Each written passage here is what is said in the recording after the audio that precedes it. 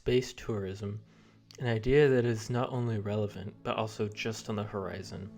The idea that we can take people to the edge of space and have the experience of a lifetime. A plane that takes you up to the mesosphere, which eventually glides back down to Earth, where you can experience weightlessness for 5 minutes. This emerging industry has drawn a lot of excitement last year, and even more so with Cathie Wood's decision to eventually curate a collection of space-related stocks in what's soon to be an ETF named ARC-X. 3 companies leading the way for this industry are Virgin Galactic, Blue Origin, and SpaceX. So, my goal is to give you a very brief rundown of each of these companies to see how Virgin Galactic holds up compared to the competition. Because before ever buying a stock, I think it's really important to know the company's competition so we can see what they're up against. So, for Virgin Galactic, just recently they used their 747 plane to launch 10 satellites into orbit. Now, this is really big for a couple of reasons. One, it proves a successful test flight, which is a huge confidence booster to investors. And 2, these 10 satellites were NASA's, okay? So what that basically means for Virgin Galactic is they can have another stream of income aside from space tourism if NASA decides to keep contracting out work to them, which I think they will. So back to the space tourism aspect, what Virgin Galactic is aiming to do is to be the leading private company to take tourists into space. So Virgin Galactic's ship, named the Spaceship 2, can house 6 passengers and 2 pilots, and you get a weightlessness time in the air of approximately 5 minutes. Now, if we check out Virgin Galactic's budget sheet, we can see total expenses currently is just a little over $400 million. With their total revenue being only $4 million. So they're not profitable yet. But when looking at a company, I think it's important to look at more than just the budget sheet. I think it's also important to think about this company really long term. So for example, I was actually reading this article, and right here it says that the Virgin Galactic CEO, Michael Colgazer, says he could see this company bringing in as much as $1 billion in annual revenue per spaceport in the years ahead. So that's only per spaceport. Imagine having tens, maybe even hundreds. I know that's a little far-fetched currently right now, but you need to start looking at this company as their potential and what they can do. And honestly, this is huge.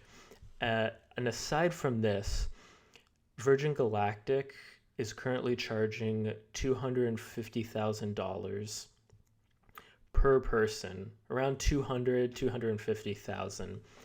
And you have to take into account 600 people have already signed up for Virgin Galactic's flights. And this also includes a few celebrities as well, which have put money down up front to secure their tickets. Now, I mean, like I said, even though this company isn't profitable yet, you have to think about it long term, years out, and ask yourself, will this business model work? And honestly, I think it will. Even though it seems very expensive, when you compare that to SpaceX, which is currently charging 200 times more than Virgin Galactic for a trip to space, you start to say, oh, okay, well, maybe this is cheap. But I would say that's where it ends, because if we look at SpaceX, their Starship is designed to be more of an interplanetary ship, not so much inter-Earth. That being said, with SpaceX, you'd be in the air for roughly 25 times longer than you would Virgin Galactic, if you take into account inter-Earth flight with SpaceX. Now, with inter-Earth flight regarding SpaceX, it's more of an afterthought for them, since they're more focused on heading to Mars and beyond. But it is not out of the realm of possibility. because Elon himself has even said that they will eventually pursue inner Earth flight, where he said that even though the cost right now is very, very, very expensive, he said he eventually plans to get that cost down to roughly more than a standard economy seat in a standard aircraft, but less than a first class flight. That is way cheaper than Virgin Galactic. I thought that was a really cool touch that Elon said. But aside from SpaceX, another thing we have is Blue Origin. So, with Blue Origin, they haven't sold any tickets yet or even announced the price. So on January 14th, Blue Origin actually conducted its 14th test flight of its New Shepard suborbital spacecraft for tourism. This rocket is also equipped with 6 seats.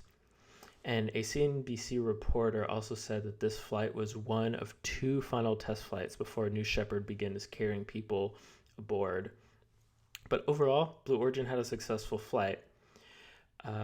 So, what does this mean for Virgin Galactic, and is it a buy? So, Blue Origin and Virgin Galactic can only hold 6 passengers, and Virgin Galactic has a 2-manned pilot, whereas with SpaceX, you have a rocket that can fit 100 people with no pilots because it's automated. So in the end, if SpaceX were to go public, I believe they would crush Virgin easily. However, I don't think SpaceX is going to be going public. At least not anytime soon, because Elon has came out himself and even said that he doesn't really plan to because he has all the funding he could ever need himself. So back to Virgin. Yes, I would say it's a buy. I still consider the stock to be undervalued, even though it's shot up 30% just within the past week or so. I could easily see the stock jumping to $50 within a year if everything goes according to plan. I think this is definitely one of those stocks, like I said, that you need to look at long term, and I think they have a really cool vision, and not a lot of companies are doing what Virgin is, even though I think SpaceX might be able to do it better. Blue Origin for me is out of the question. I think in the end it's going to come down to Virgin Galactic versus SpaceX, just because they've had more time in the industry and they have, better designs with the rockets. I mean, with Virgin, you have to take into account that with their design and their plan, they're going to have another ship that actually plans to take people up into the atmosphere, and then they'll drop their Spaceship 2 off that, which will rocket up, and then glide back down. Whereas with Blue Origin, it'll be more of a standard space flight where people will be strapped in at the bottom from the launch pad and then take off from a rocket right there, as opposed to being dropped near the mesosphere, which for Blue Origin's side isn't very cost effective. So yeah, guys, I just hope that you take these things into account before considering buying Virgin Galactic. I'm currently holding 40 shares, and I plan to be upping my position soon to hopefully 100. And yeah, that's it. Thanks for listening, guys.